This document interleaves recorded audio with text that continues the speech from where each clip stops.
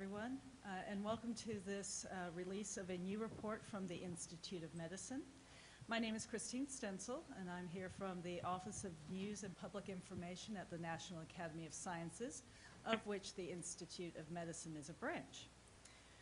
The report that we'll be discussing today, which is on breast cancer and the environment, and this report is now available on the web at iom.edu/breast cancer environment as one word. So we invite you to go there and find all the materials related to this report. This study originated with the Susan G. Komen for the Cure Scientific Advisory Board. Dr. Amelie Ramirez, who is both an Institute of Medicine member and a member of the Komen Scientific Advisory Board, approached the Institute of Medicine with a request for a study to examine the issues surrounding breast cancer and the environment.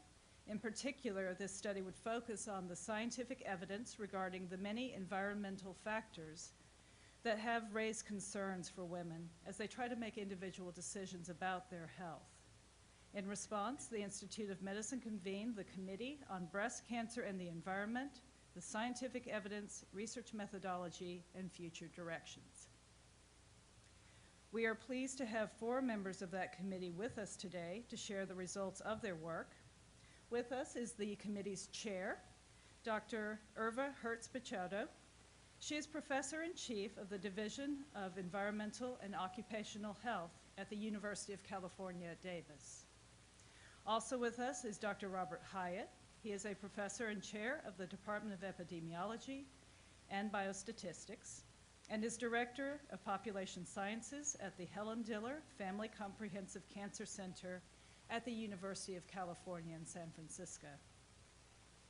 Also with us is Dr. Cheryl Lynn Walker. She is the Welch Professor and Director at the Institute of Biosciences and Technology at Texas A&M Health Sciences Center.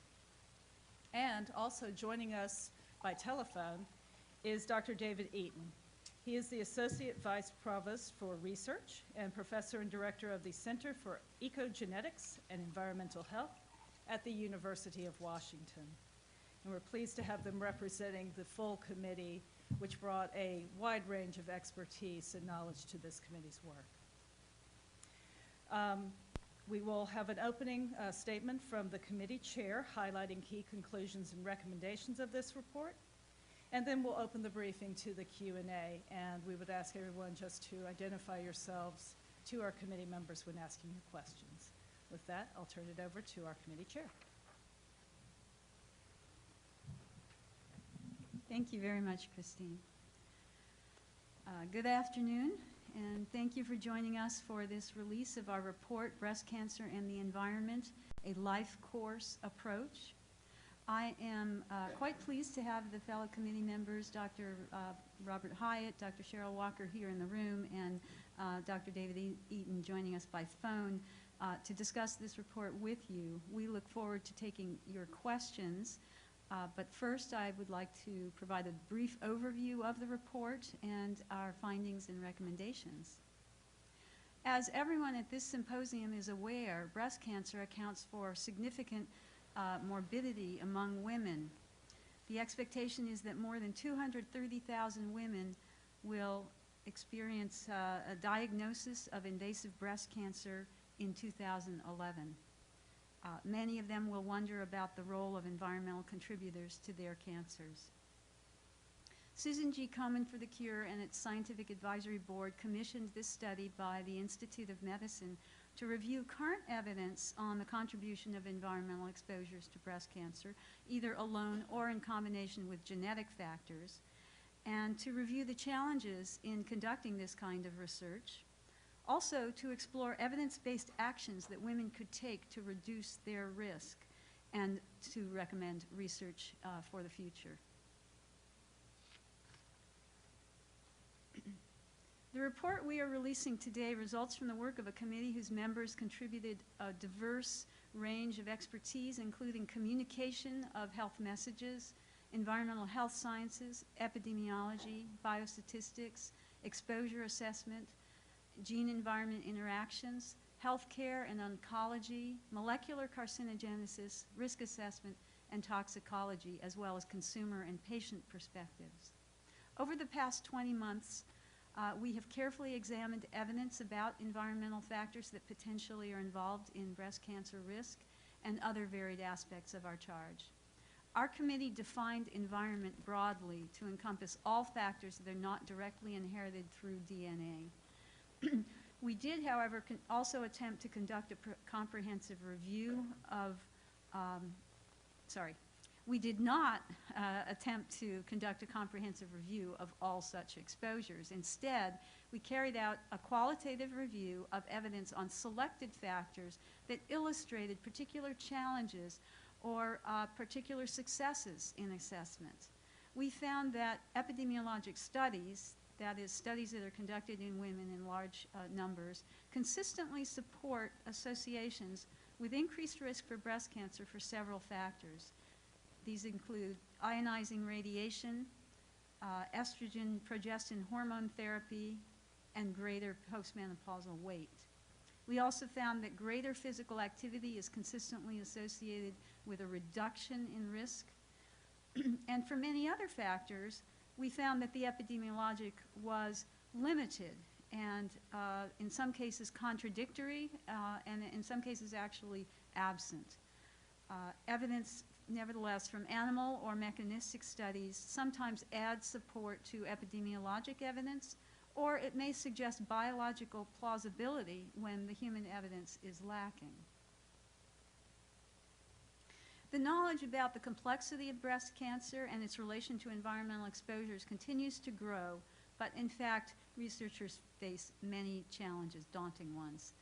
To move forward towards greater opportunities for prevention, we really need to learn more about the biological significance of various life stages at which environmental factors are encountered. The breast tissue goes through its own life course with changing susceptibility over different stages of development. We also need to determine the best approaches for assessing exposures and for how to design and analyze studies that can take into account this life course perspective. Also, how to integrate genetic and environmental influences and to integrate our current knowledge about the molecular biology and tumor markers into studying etiology or causes of breast cancer. Also, we need to consider possible combined effects of many low-level exposures that women may experience at home and at the workplace, and to gain an understanding of how to interpret the results that come from the animal literature and from studies in vitro systems like human breast tissue cell lines. Although we still have many questions about the possible contributions of environmental factors to breast cancer risk, evidence suggests that women may have substantial opportunities to reduce their risk of breast cancer. And these can happen through personal actions, such as avoiding unnecessary medical radiation throughout life, avoiding smoking, limiting alcohol consumption, and increasing physical activity, and for postmenopausal breast cancer, minimizing weight gain. The potential risk reductions that these actions could bring for any individual woman will vary, and they may be small or they may be moderate. For other exposures, the data on their effects on human breast cancer is not definitive at this point in time. Sometimes an action aimed at reducing risk of breast cancer might increase risks for other health conditions, and these are the types of trade-offs that need to be considered.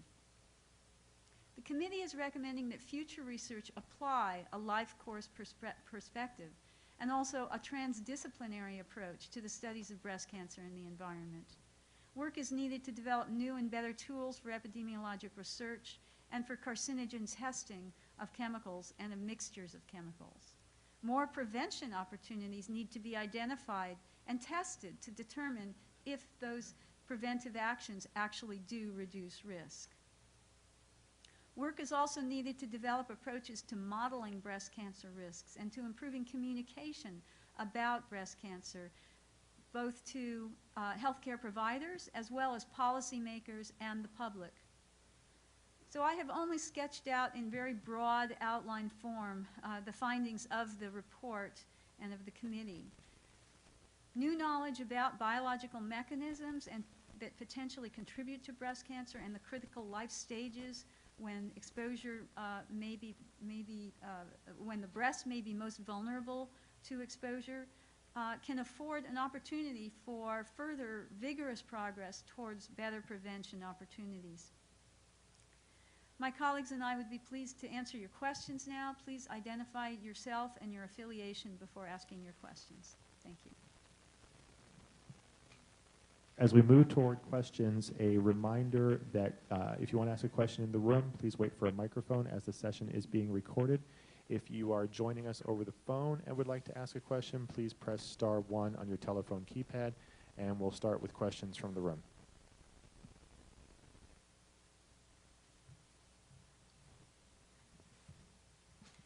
Serena Stockwell from Oncology Times. Is it unusual to have an outside organization come to you to ask you to do a study, to commission a study? Well, I can't speak for the Institute of Medicine, but my understanding is that actually the Institute of Medicine takes requests both from government and from private organizations. And I had been previously told that it was about 50-50 and that this has historically been the case for the Institute of Medicine. I think Christine Stenzel is going to answer that question more directly. Sure. This is Christine Stenzel with the Institute of Medicine. Just to clarify, the studies that we do are done at the request of sponsoring organizations. We are a private nonprofit organization. A significant percentage of the studies that the IOM conducts are requested either through a member of Congress or a federal agency, but we also do a fair number of studies that are requested by other organizations such as private foundations. So basically this is par for the course for the Institute of Medicine.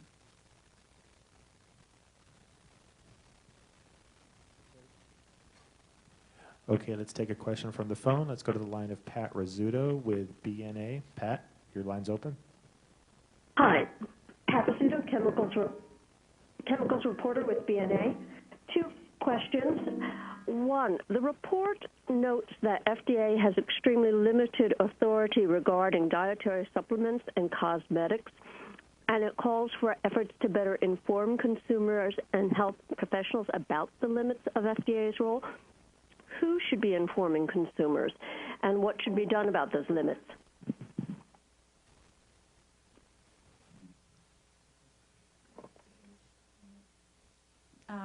Dave Eaton, would you like to comment on that question?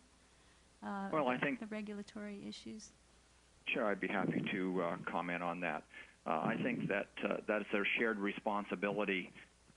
Certainly, NGOs such as the Komen Foundation and other breast cancer advocacy groups would be very appropriate as spokespersons for some of the challenges that we lay out in this report.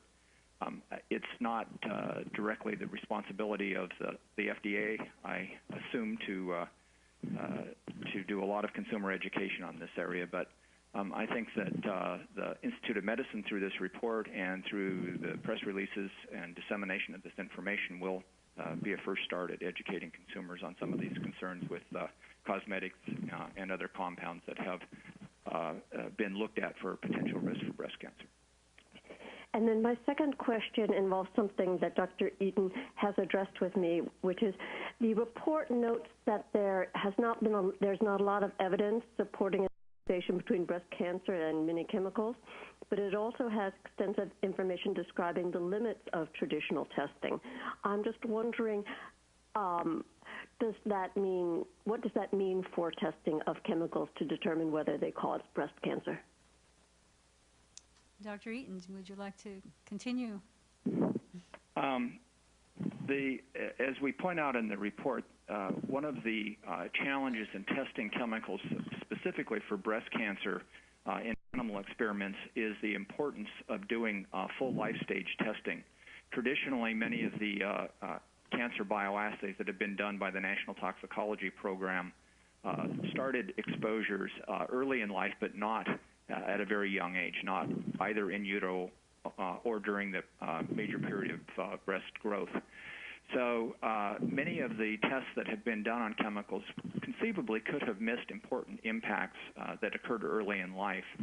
The National Toxicology Program is now well aware of this, and in fact, as is EPA and other agencies that look at this question. And I think more modern-day testing today does take into account the life stage, but it's important to recognize that many of the chemicals tested in the past did not include early life exposures that might be important. Thank you. Dr. Walker also has a comment. Yes, just to follow up on that, when we are testing these chemicals, we are obviously testing them in model organisms. And what we're learning now is, just as we have always known, that a mouse or a rat was not necessarily a good surrogate for people. Sometimes they are and sometimes they're not.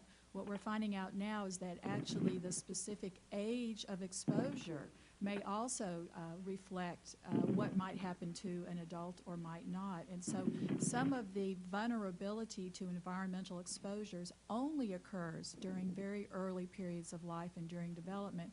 And so, as Dr. Eaton said, we really now have to incorporate this into our testing paradigms as well.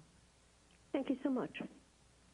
Just a reminder before we go to Eric, if you are joining us on the phone, please press *1 on your telephone keypad to ask a question. Eric, go ahead. Eric Bender from Cancer Discovery. You're emphasizing the need to apply a life course perspective to studies of breast cancer. What are some of the challenges involved in running studies on that time frame? So this is Dr. Bob Hyatt. Quite a few. I mean, if we think about the ideal study, it would be to develop a cohort of individuals from birth and follow them across their life. We can't really do that efficiently with human beings or at low cost. So one of the things we need to do is to have better links between animal models and humans to understand what we learn from following animals through their life course that can be transferred to specific questions in humans that we can answer. There are a number of different epidemiologic study designs or questions that need to be developed to address this same question. For instance, linking studies that are done at different points in life, so that instead of following one group of individuals over a lifespan, to link multiple cohorts that have been used to study various periods of time. We can use existing cohorts that may have biologic specimens or maybe not to answer some of these questions, so they're repurposed in a way from their original designs. This all speaks to study design. There are also problems with exposure assessment that we highlight in the report, which are very important. So for example, BPA doesn't stay around very long. So someone could be exposed to that particular chemical, bisphenol A, and the measurement of their exposure may only reflect what's happened in the last week or so. So how do you assess that at a time distant from the exposure? So that's just one example of many that we outline in the report, which draw our attention to how to better assess the environment, cumulative exposures, mixtures of exposures, to assist in doing these kinds of studies that we think are important. Our next question is from the phone, Liz Szabo of USA Today. Liz, go ahead. Hi, thanks. My question is along similar lines. Given that it's unethical to test potential toxins on humans, and given that rats aren't the same as people, and given that we don't have 30 years for a cohort study, is there any way that we could ever answer these questions? DES took decades before it became apparent that this was causing cancer. Many people say they don't want to wait decades before they get answers or take action on something that acts in ways that are similar to DES. I'm just wondering what your advice is to women on how to act in light of this uncertainty. And also, given the inherent problems with these mixtures and multiple exposures over a lifetime, is it ever possible to answer these questions, or will we always have to tell women, well, we don't know, so therefore we can't advise you on whether or not you should take personal actions. We can't advise the government on whether to implement laws. I mean, will we ever be able to know? Will we ever be able to act, given the limits of the science? Yeah, let me try that. Let me try that one as well. This is Bob Hyatt again. So, how do you do it? How do you do these studies? Is there any hope? What can women do themselves? And are we ever going to get there? I actually think that the time is fairly exciting for getting someplace in this area. The refocusing of research on early life development gives us a new avenue where I think we can hope to both do studies which have outcomes of value and point to prevention strategies that may be more effective than pointing to something that an adult woman can do. So let me just go over those points. There are studies now being done of young girls, for instance, where we're looking at the determinants of the onset of puberty. The earlier the age of menarche, the higher the risk of breast cancer. We've known that from many studies in many different countries. So the question then becomes, well, what do we know about the determinants of early puberty? And the questions that will arise are, once we find a determinant for an intermediate outcome, which we've considered a risk factor, how reliable is that in predicting a risk for adult breast cancer? That's a challenge. It's not unthinkable to be able to approach that in the near future. So looking for intermediate endpoints, whether it be the determinants of breast density, early menarche, the circumstances around pubertal development and growth, all of these things can be approached, and I'm hopeful that we can contribute to it. The second part of your question, which says what can women do, is a little different, because what I've just described is a research approach, the results from which can be used by adult women to effect change in their offspring or their community. But if we're going to focus on early life, an adult woman may not be the actor in those kind of cases. There's more to say about that. And as far as mixtures are concerned, there's a lot of work being done now on mixtures to understand how different chemicals group together. It isn't like we have to study everything under the sun. We understand that certain chemicals group together. For instance, cosmetics, for instance, air pollutants, for instance, substances in farming. If we understand how these things group together and look at those mixtures, we have one avenue. Another avenue is to actually look at the effects of environmental chemicals on biologic processes, not just measuring themselves what they are, but looking at so-called exposome type of perspectives. So I'm actually quite hopeful that that the research that we've outlined here is going to give us a path forward and some avenues to prevention and improving the health of our population. Thanks. And I think I'll just add to that, in terms of what women can do, and we've outlined in this report a number of steps, and we include limiting or avoiding exposures to certain kinds of consumer products and industrial chemicals where there is some biologic plausibility. The kinds of examples that I would cite here are that we know that breast cancer in many cases is influenced by hormones, and that estrogen exposure is in fact a risk factor for breast cancer. There are a number of compounds that are active estrogenically, and where those exposures interface with human populations, those are opportunities for potentially reducing risk. And at this point we call that potential or plausible associations. And the individual can make the choice to avoid some of those compounds, and you know, they're described in the report. Bisphenol A is one of those compounds that in fact does have estrogenic activity, and it's therefore one that needs to be looked at more from the research perspective, but certainly individual women can make choices. Now, we just caution, however, that when you make a choice, you have to look at what you're substituting. So if you're not drinking your water out of plastic water bottles, are you drinking tap water? And maybe you need to find out a little bit about your own tap water and find out if you're substituting, you know, one risk for another. And that's really the critical question in terms of changing behavior. Do you end up increasing your risk for either other diseases or for, you know, some other exposure that might also be related to breast cancer? So that's the problem, is the trade-off issue when you start looking at changing exposures where we don't necessarily have firm evidence at this point in time. Okay, thanks. This is Cheryl Walker. I also would like to address the question of will we ever know. I share the hope of the other committee members on this point.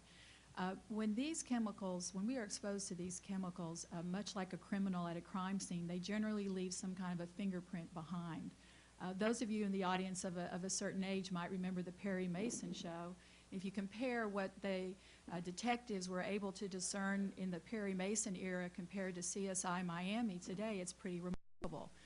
We can apply those same types of forensic, biological, and molecular approaches now, and we're doing this. And the more skillful we become at this, the better we will be at recognizing those telltale fingerprints that these environmental exposures leave behind. And those will be able to help us one day determine what our risk of disease will be as a result of those exposures. Okay, Eric, go ahead. Eric Rosenthal, Oncology Times. Since the major purpose of this study was to increase understanding and reduce some of the misconceptions about breast cancer and the environment and provide guidance for future research on evidence-based research, my question is, since we're in press briefing, what's the most appropriate context to put these findings in for the public so they don't start overreacting or taking things out of context, since again this is identifying more or less a blueprint without and the further studies still have to be done. In other words, what headlines would you like to see in tomorrow's papers? Thank you.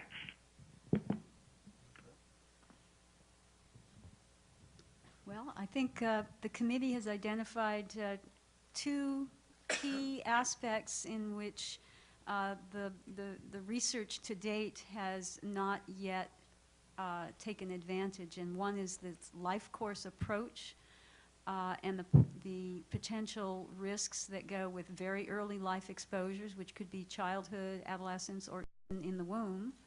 And the second being the tremendous advances at the molecular level, which my colleague Dr. Cheryl Walker just referred to, that provide real hope for signature profiles that may help us really identify the environmental risk factors. I would say that, you know, many of us on the committee feel that not enough progress has been made, that in the last 20 years a tremendous amount of money has gone into trying to research environmental factors in breast cancer, and unfortunately we haven't uncovered in a definitive way a number of factors that the number that we might have hoped.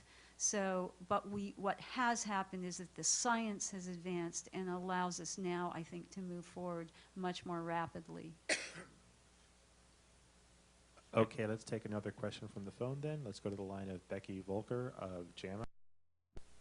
Yes, hi. Thanks for taking the question. I'm just curious, even though a lot of the emphasis is on research, what do you think is the takeaway for clinicians who have to advise their patients on how to avoid risk? And if you could especially address the topic of avoiding exposure to ionizing radiation in medical tests.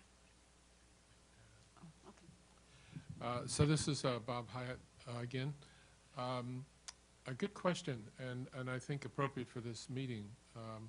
So we've listed a number of things which we think are opportunities for women to do, which will require that they speak to their clinicians. For instance, the radiation story. What the report details are different types of ionizing radiation. We address the issue of mammography on the one hand, and we address the issue of CT scans on the other. We believe from the evidence that we have seen, for instance, around the CT scans, that there's quite a bit of concern in the community about overexposure to ionizing radiation from unregulated or non-standardized uses of CT scans. So that information's in the report and it's well documented. I think the role of the individual woman speaking with her clinician is going to involve a discussion about the benefits, the need for the diagnostic study versus what can be the risks. I believe, and my colleagues will correct me if I'm wrong, that 3 abdominal CT scans is equivalent to roughly the kind of exposure that a Japanese woman experienced in the atomic bomb explosions in Hiroshima and Nagasaki. So it's possible for current medical studies to result in quite a heavy exposure of radiation. It's one of the things we know causes breast cancer. It ought to be a matter of discussion. I would generalize this to say that many of these things will likely come up in discussions in the current clinical setting where patients are much better educated because of the internet and other sources of information.